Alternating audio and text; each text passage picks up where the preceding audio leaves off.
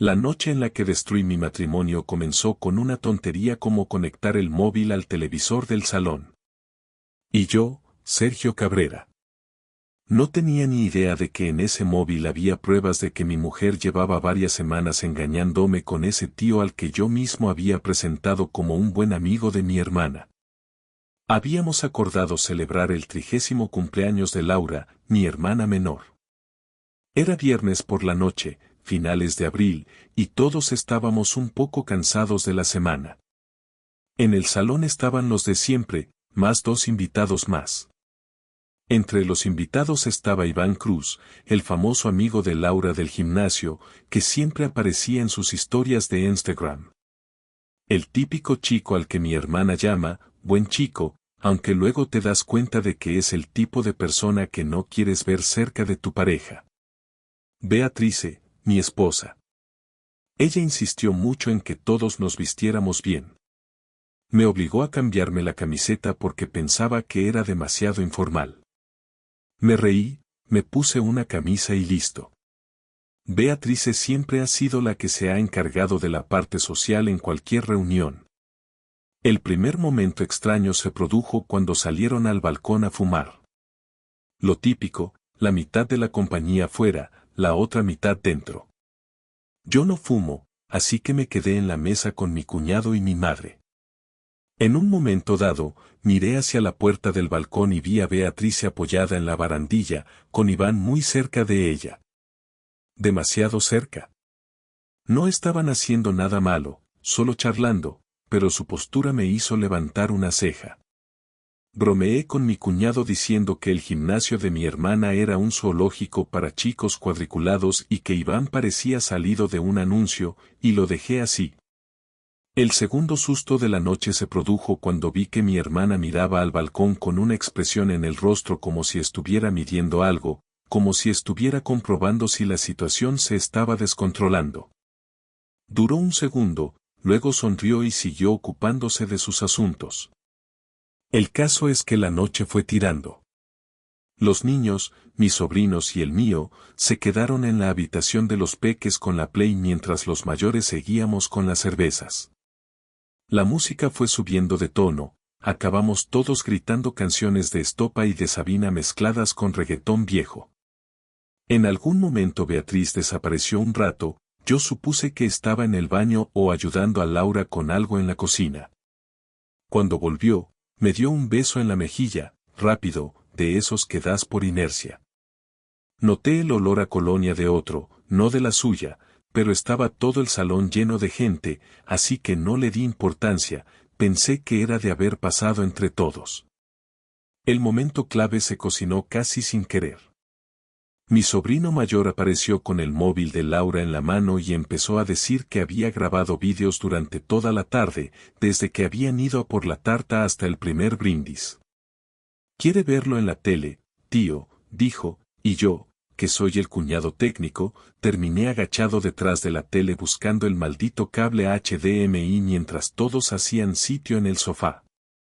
Beatriz estaba sentada en una esquina del salón, con un vaso de vino en la mano, y cuando me vio levantar el móvil de Laura y decir venga, voy a ponerlo, me miró un segundo con una cara muy rara, como una mezcla de susto y enfado que no encajaba para nada con el ambiente de fiesta.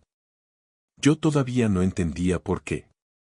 Le di al play sin pensarlo mucho, la verdad. Lo típico, primer video con Laura soplando las velas mientras todos desafinamos el cumpleaños feliz, mi padre gritando más que nadie. Todos reímos viéndonos en la pantalla. Después, otro clip donde salgo yo cargando con las bolsas del Mercadona y mi hermana haciendo el idiota por detrás. La familia soltaba comentarios, se oían risas, mi madre diciendo lo gorda que se ve siempre en los vídeos aunque está igual de siempre. Yo estaba relajado, apoyado en la pared, con una cerveza en la mano, pensando en que al día siguiente madrugaba para el partido de mi hijo. Entonces apareció el video del balcón.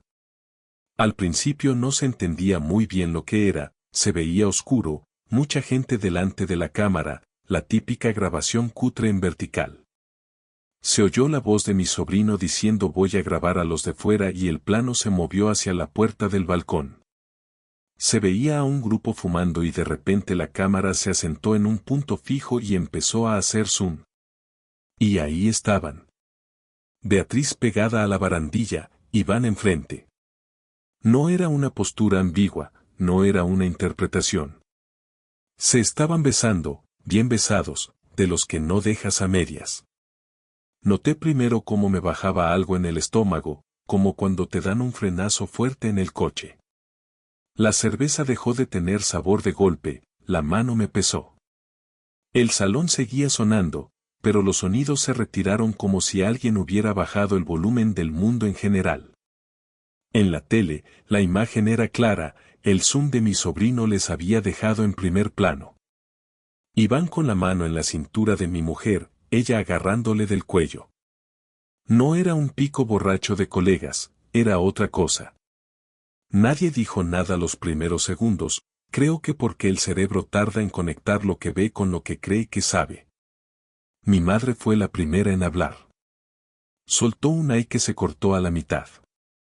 Laura se levantó del sofá como si la hubieran pinchado, fue directa a por el mando, pero yo llegué antes. Le di a pausar justo en el momento en que Iván todavía tenía la mano pegada a la cadera de Beatriz. Ella, mi mujer, estaba blanca en la esquina del salón, con el vaso en la mano sin beber, los ojos clavados en la tele. Iván no estaba, se había ido hacía rato porque al día siguiente tenía un supuesto partido. Laura dijo: Sergio, no sigas, se vio un momento, nada, estaban borrachos, mientras intentaba acercar la mano al mando. Yo la aparté sin mirarla y rebobiné unos segundos. Volví a darle al play, ahora en silencio total. La familia entera miraba la pantalla. Otra vez el zoom, otra vez el beso, esta vez sabiendo lo que venía. Respiraciones contenidas, alguna silla moviéndose, mi hijo saliendo del pasillo preguntando qué pasa y mi madre mandándole a la habitación con una voz que no le había escuchado nunca. Cuando el video terminó, no quité la imagen. Retrocedí de nuevo, un poco más atrás. Le di otra vez. Tercer pase. Nadie abrió la boca. El salón que hacía 10 minutos era un bar de barrio lleno de ruido se había convertido en una biblioteca sin aire. Noté que me temblaba un poco la rodilla y que el brazo con el que sujetaba el mando se me agarrotaba. Lo único que rompió el silencio fue mi padre, que carraspeó como si tuviera algo en la garganta y al final dijo muy despacio: ¿eso qué es, Beatriz? Ella reaccionó tarde. Bajó la mirada un segundo, se aclaró la garganta y soltó una frase que todavía me hierve. Dijo que habían sido tonterías, que fue un juego tonto, que había bebido demasiado, que mi sobrino había grabado justo un momento que no significaba nada. Dijo eso mientras en la tele seguían congelados sus labios pegados a los de Iván. La contradicción era tan brutal que casi me entró la risa, pero lo que me salió fue otra cosa, un calor en la cara y una presión en el pecho que no me dejaba llenar los pulmones. La segunda mini hostia llegó cuando Laura, mi propia hermana, soltó que no quería líos esa noche, que ya hablaríamos otro día, que no montáramos un numerito delante de mis padres y de los niños. Yo me di la vuelta hacia ella, con la vena del cuello a punto de explotar, y le pregunté desde cuándo sabía algo. No contestó, pero la cara de susto la delató. Mi padre se levantó, dijo que iba a llevar a los niños a casa, que luego volvería si hacía falta. Mi madre se fue con él sin mirar a nadie. En 5 minutos el salón se quedó solo con Laura, mi cuñado, Beatriz y yo. El video seguía parado en el beso. Apagué la tele por fin, más porque me dolían ya los ojos que por otra cosa, tiré el mando sobre la mesa y me giré hacia Beatriz. Notaba la cara tensa, los dientes apretados. Dije una sola frase, con la voz más calmada que he tenido nunca en mi vida. Le dije: Beatriz, levántate, vamos a hablar tú y yo ahora mismo. Ella dejó el vaso en la mesa con la mano temblando y se levantó despacio mientras Laura empezaba a decir algo que ni llegué a escuchar. Nos encerramos en la habitación de Laura, la que usaban los niños para dormir cuando se quedaban allí. Al cerrar la puerta, el ruido del resto de la casa se convirtió en un murmullo lejano. Yo me senté en la cama sin quitarle los ojos de encima a Beatriz. Ella se quedó de pie, con los brazos cruzados, como si tuviera frío de repente. Notaba la mandíbula tan apretada que me dolía la cabeza, el corazón golpeando en el pecho con un ritmo que me hacía cosquillas en la garganta. No sabía por dónde empezar, así que fui directo. Pregunté si era la primera vez. Nada de rodeos. Ella tardó en contestar, contó una historia. Dijo que fue eso solo, que Iván se acercó en el balcón, que ella se dejó llevar un segundo, que en cuanto se separaron se sintió fatal y se fue al baño a llorar.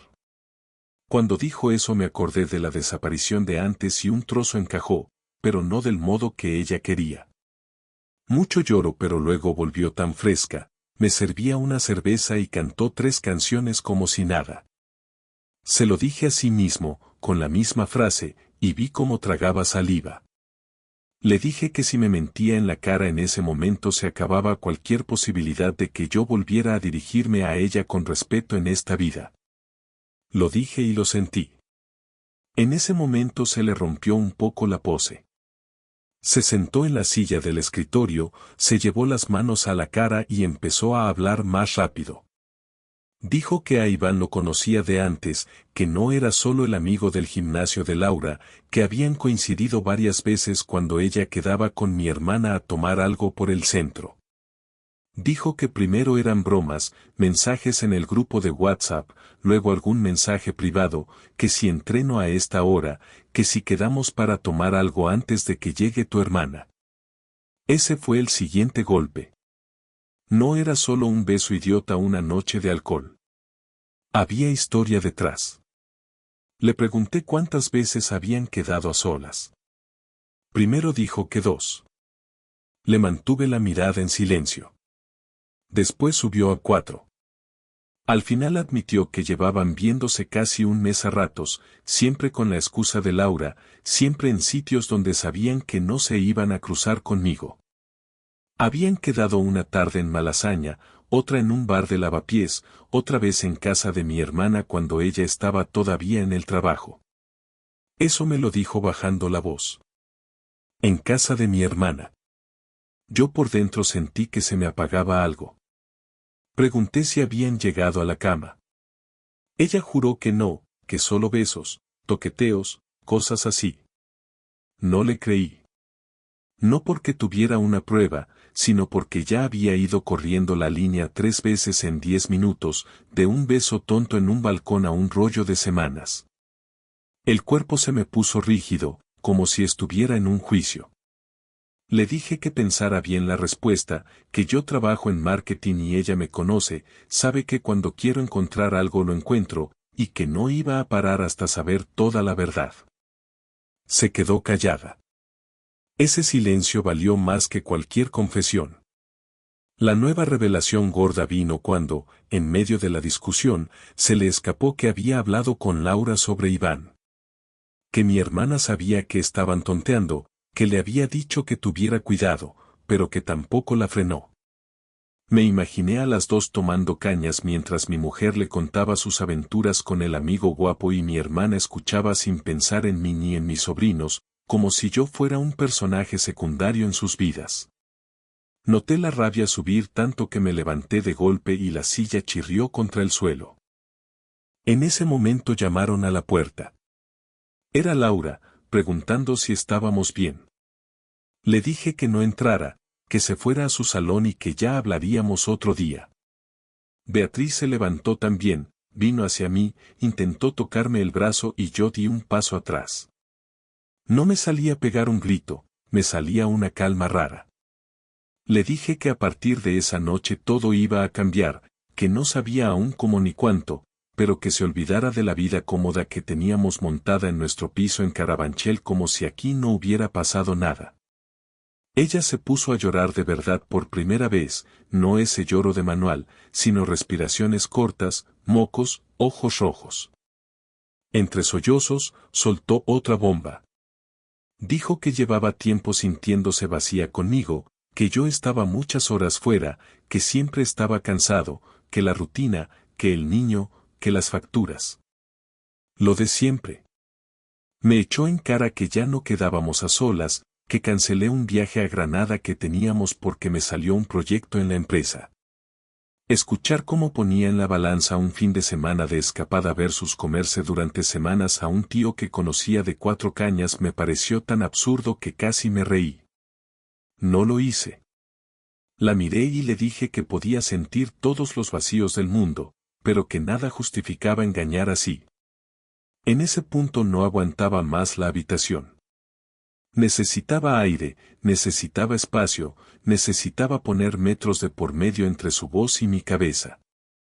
Le dije que esa noche volveríamos a casa juntos por nuestro hijo, que no iba a montar un drama en la escalera de mi hermana, pero que después dormiríamos en habitaciones separadas y que al día siguiente empezaríamos a organizar la separación.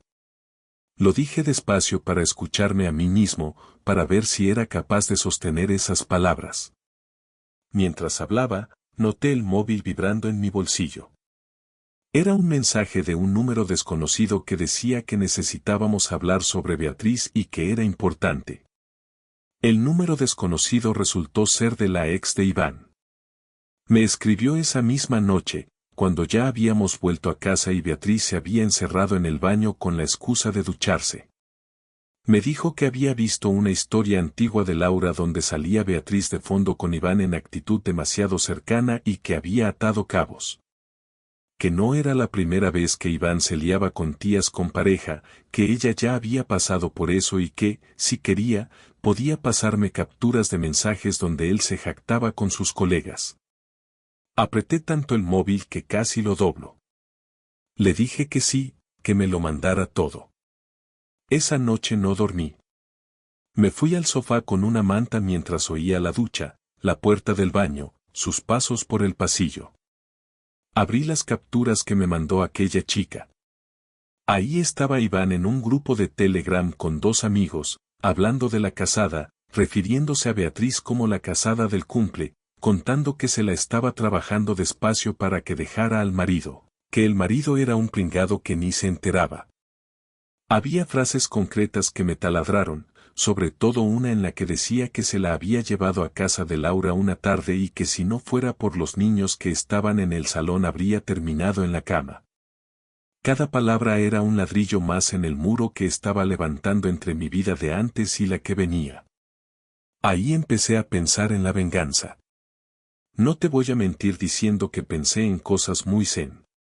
Lo primero fue puro impulso. Quería destrozar algo, quería ir a buscar a Iván y partirle la cara, quería llamar a su madre y contarle qué clase de hijo tenía. Pero también pensaba en mi hijo durmiendo en su habitación, en mi curro, en la policía y en que no quería acabar con antecedentes por culpa de un tío que hace flexiones delante del espejo. Así que respiré y empecé a ordenar la cabeza. Venganza sí, pero con cabeza.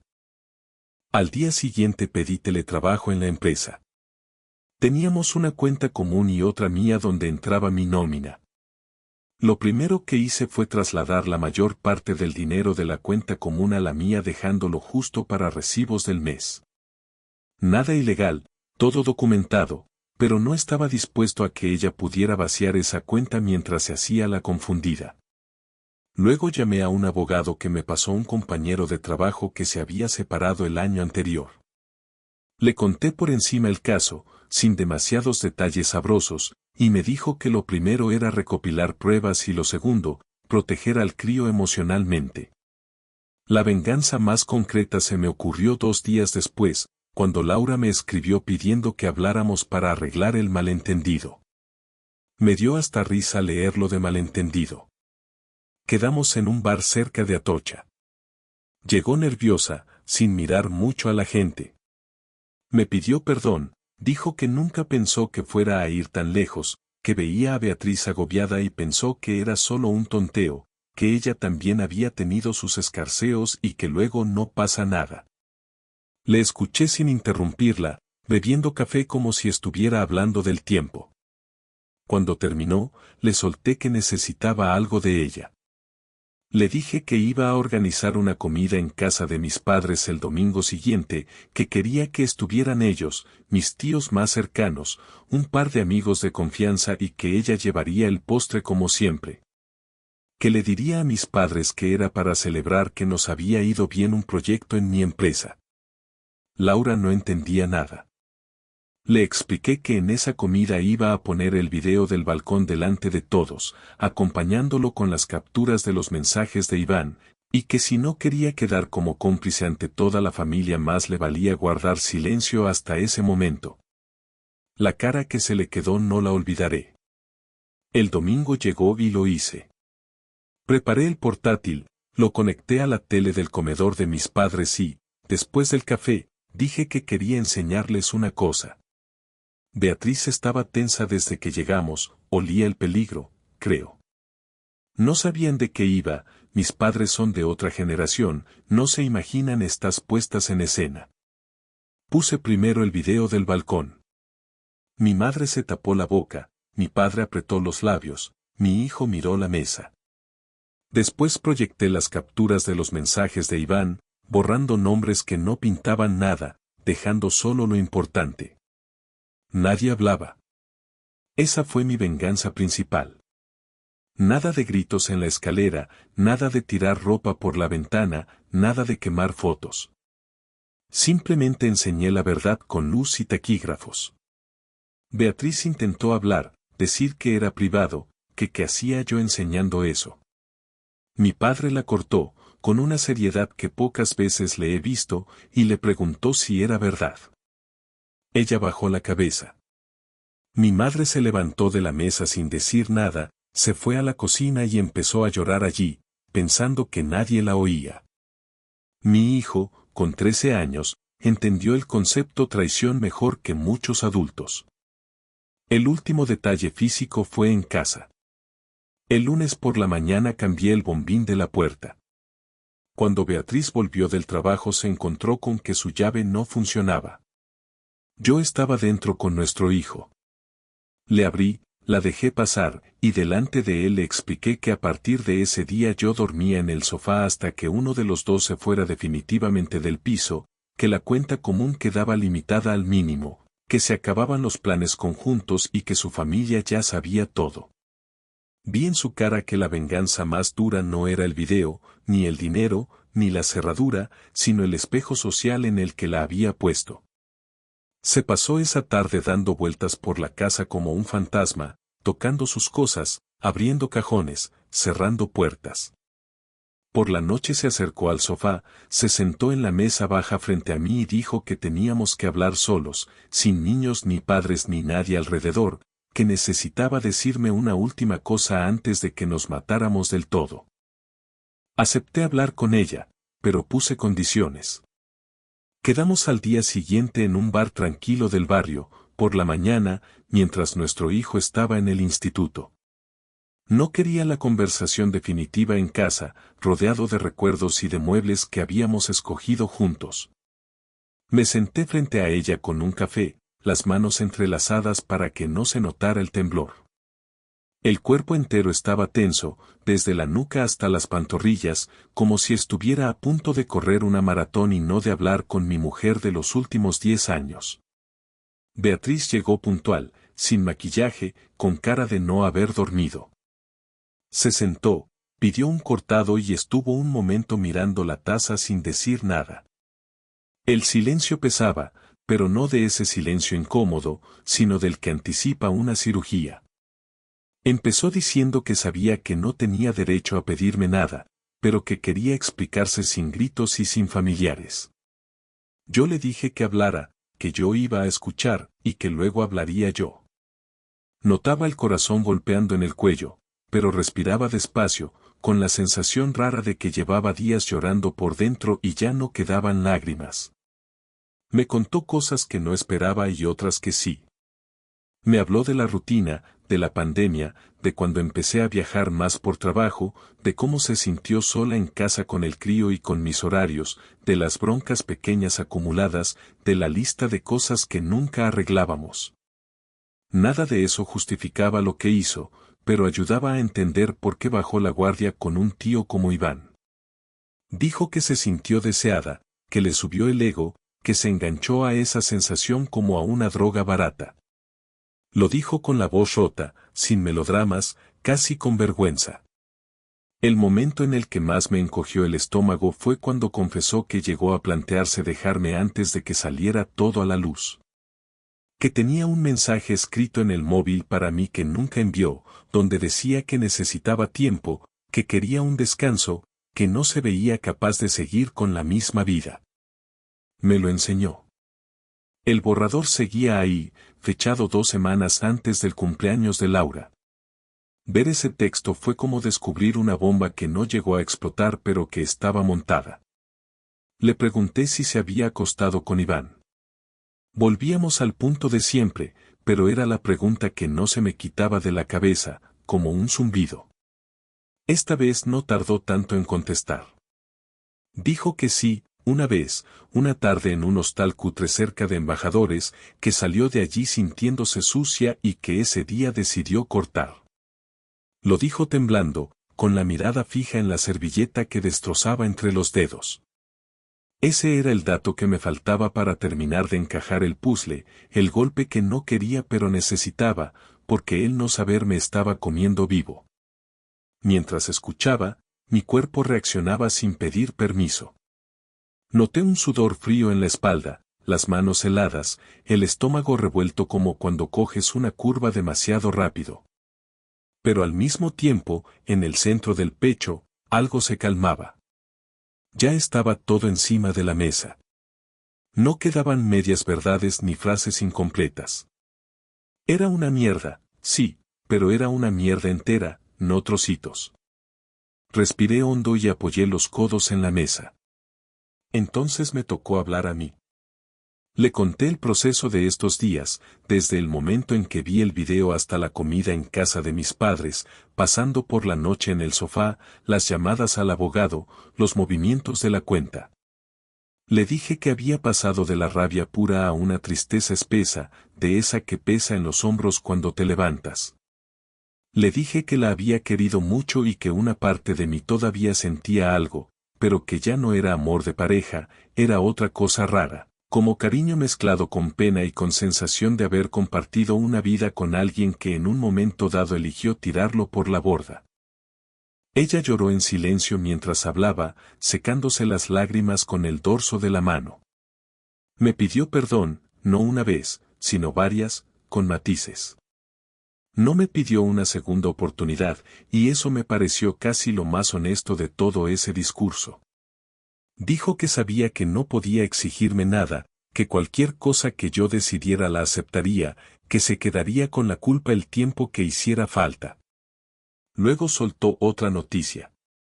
Dijo que se iba a ir del piso, que había hablado con una amiga de la oficina que le alquilaba una habitación un par de barrios más allá, que no quería seguir durmiendo bajo el mismo techo que yo como si no hubiera pasado nada. Ahí las cosas cambiaron un poco. Yo iba mentalizado para decirle que me iba yo del piso, que buscaría un estudio pequeño, que el niño se quedara donde estaba. Su anuncio me cogió a contrapié. Ella añadió que no se iba por comodidad, sino porque sentía que yo necesitaba ese espacio más que ella, que el piso era más mío que suyo en muchos sentidos, que yo lo había pagado casi todo, que ella podía apañarse mejor en una habitación. De repente ya no era solo el tema de la infidelidad, era también el tema logístico, las rutinas del niño, el cole, los amigos del barrio. Nos quedamos un rato en silencio, cada uno agarrado a su taza vacía, sintiendo el peso de la decisión. Al final, respiré hondo y le dije que ya tenía claro lo que iba a hacer, que lo había ido rumiando durante esos días aunque no lo quisiera admitir, y que esa misma tarde se lo explicaría a nuestro hijo con las palabras más cuidadosas que encontráramos.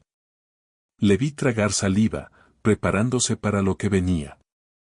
Al final decidí que no quería seguir casado con Beatriz, pero tampoco quería convertir nuestra vida en una guerra eterna. Cuando salimos del bar aquel día y volvimos a casa, llevábamos un acuerdo básico en la cabeza. Ella se iría a vivir a la habitación de la amiga durante un tiempo, yo me quedaría en el piso con nuestro hijo, repartiríamos los gastos de forma razonable y empezaríamos el proceso de separación de mutuo acuerdo con el abogado que yo había contactado. No era el final épico que te imaginas cuando piensas en venganza, pero era el único que me permitía seguir mirándome al espejo sin ver a un tipo destruido del todo. Esa tarde hicimos lo más difícil, que fue sentar al crío en el salón y explicarle que su madre y yo ya no íbamos a seguir como pareja. Hablé yo la mayor parte del tiempo, porque ella no podía casi sacar la voz. Le dije que habíamos tenido muchos problemas, que algunos eran culpa mía, otros de ella, otros de los dos, que los adultos a veces se rompen por dentro y que eso no tiene nada que ver con el cariño que le tenemos a él. No entré en detalles de infidelidades, solo en lo justo. Aún así, se le llenaron los ojos de lágrimas. Verle así me dolió más que cualquier beso del balcón o cualquier captura de Telegram. Sentí una presión en el pecho distinta, una especie de culpa por no haber visto antes las grietas. Nos abrazamos los tres un buen rato, sin palabras, notando cómo el cuerpo del chaval temblaba entre nosotros. Fue un momento raro, porque era una familia rompiéndose y a la vez había algo de familia de verdad en ese abrazo, sin mentiras. Los días siguientes fueron una mezcla de trámites y emociones. Beatriz se fue llevando poco a poco su ropa y algunas cosas personales, dejando huecos en el armario y en las estanterías. Ver esos huecos me daba una sensación extraña, como de mudanza pero sin cambio de piso, solo de vida. Cambié la distribución del salón, moví el sofá, cambié de sitio la mesa, quité fotos de vacaciones en las que salíamos los tres y las guardé en una caja. No era un ritual de odio, era más bien una forma de dejar de tropezarme a cada paso con el recuerdo de una vida que ya no estaba. Con el abogado, el proceso fue bastante frío. Papeles, firmas, acuerdos sobre la custodia compartida, horarios, vacaciones. Lo bueno de haber sacado toda la verdad tan rápido es que Beatriz no se puso a discutir cosas absurdas. Sabía lo que había hecho, sabía que si quería podía apretar más enseñando las pruebas en un juzgado, así que fue razonable. Eso no borra lo que pasó, pero al menos evitó que nos hundiéramos los dos en un pozo más profundo. De Iván supe poco más. Me llegó por Laura que había desaparecido del gimnasio y del grupo, que se había buscado otro centro en otro barrio, que su ex le había mandado a paseo del todo y que en su entorno ya sabían que iba detrás de mujeres con pareja. No hice falta que yo hiciera nada más. La propia vida y sus decisiones le pusieron en su sitio. No voy a fingir que no me alegré cuando me enteré de que le habían echado de un curro por llegar borracho un par de veces. No fue cosa mía, pero son de esas noticias que te dejan un sabor a cierre. En cuanto a mi hermana, nuestra relación quedó tocada. Estuvimos casi un mes sin hablarnos más que por mensajes cortos sobre mis sobrinos. Luego, poco a poco, fuimos soltando la rabia. Ella me pidió perdón varias veces, de frente, sin excusas, llorando como no la había visto llorar desde que era niña. Yo no olvido que dejó que el juego siguiera, pero tampoco me compensa cortarla de raíz. Al final es mi hermana, compartimos demasiadas cosas para tirarlas a la basura por un mes de estupidez. Ahora la confianza no es la misma, se ha ganado un filtro extra cuando me cuenta algo, pero al menos seguimos en la misma familia. De todo esto, lo que más me ha sorprendido es cómo cambia el cuerpo con el tiempo. Las primeras noches, cuando me tumbaba en el sofá, el corazón me iba a 1000, notaba la mandíbula tan apretada que sentía dolor al despertar, tenía el estómago hecho un nudo. A medida que pasaron las semanas, esas sensaciones se fueron calmando. No por magia ni por frases motivacionales, sino porque el día a día te obliga a seguir. Hay que llevar al niño al instituto, hay que ir a trabajar, hay que hacer la compra en el Lidl de la esquina, hay que pagar la comunidad. Todo eso te tira hacia adelante aunque tú sigas dándole vueltas a la escena del balcón. Ahora ha pasado un tiempo desde aquel cumpleaños en Leganés, aunque todo lo gordo de la historia se concentró en ese mes de locura. Sigo viviendo en el mismo piso en Carabanchel, pero es distinto. Hay menos fotos en las paredes, más silencio por las noches, y una sensación rara de estar empezando una vida nueva en un sitio viejo. Con Beatriz hablo por WhatsApp para temas de nuestro hijo y poco más. Cuando viene a recogerle o a traerle, nos mantenemos en un trato correcto, casi de vecinos que se caen más o menos bien. No hay gritos, no hay insultos, no hay reproches abiertos, solo una distancia que ninguno de los dos intenta recortar. Si me preguntas qué he aprendido de todo esto, te diría que no hay nadie vacunado contra el engaño, ni contra cometerlo ni contra sufrirlo. Que puedes creer que tu matrimonio es sólido y en 4 semanas verlo caer como si fuera de cartón. Que la venganza sienta bien un rato, cuando ves la cara de la otra persona enfrentándose a la verdad delante de quien más le importa, pero que luego lo que te sostiene no es la venganza, sino las decisiones pequeñas que tomas para reconstruirte. Cambiar una cerradura, mover un sofá, firmar un papel, levantarte un lunes y llevar a tu hijo al instituto como si no se te hubiera caído el mundo hace nada. Yo sigo siendo Sergio Cabrera, el mismo que aquella noche conectó un móvil a la tele sin saber que se estaba pegando un tiro en el pie. La diferencia es que ahora miro 2 veces las cosas que doy por hechas. Y aunque todavía me duele acordarme de Beatriz y de Iván en ese balcón, también sé que prefiero haberlo visto a seguir viviendo en una mentira cómoda. No es una historia bonita, pero es la mía, y al menos ya no hay nada escondido detrás de ningún video.